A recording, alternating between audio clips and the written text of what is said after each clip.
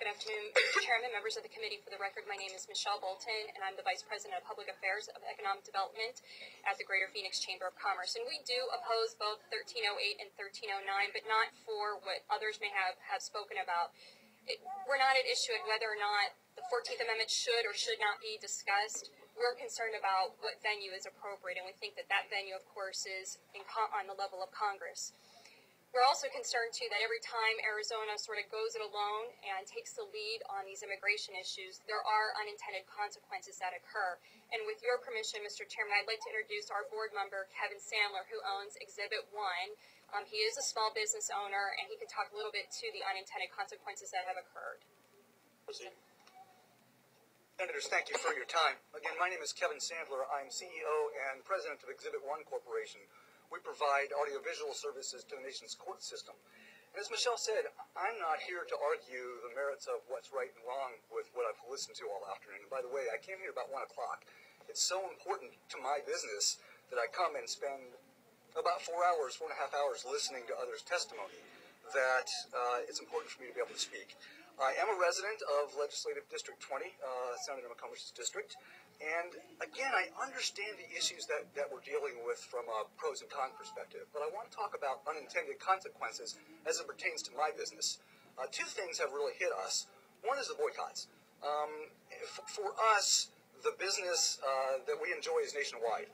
And right around the time that 1070 hit the streets, we began to see some changes, specifically from California, in terms of their openness for other kinds of opportunities for us.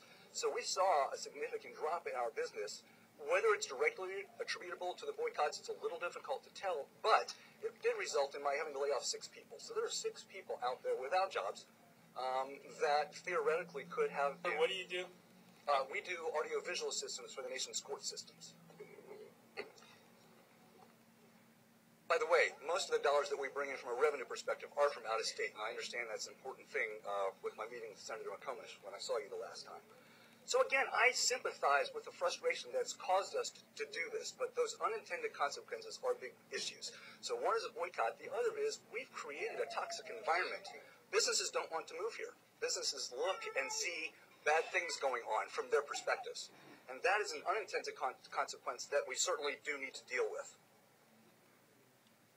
What we've really done is create a not open for business environment here.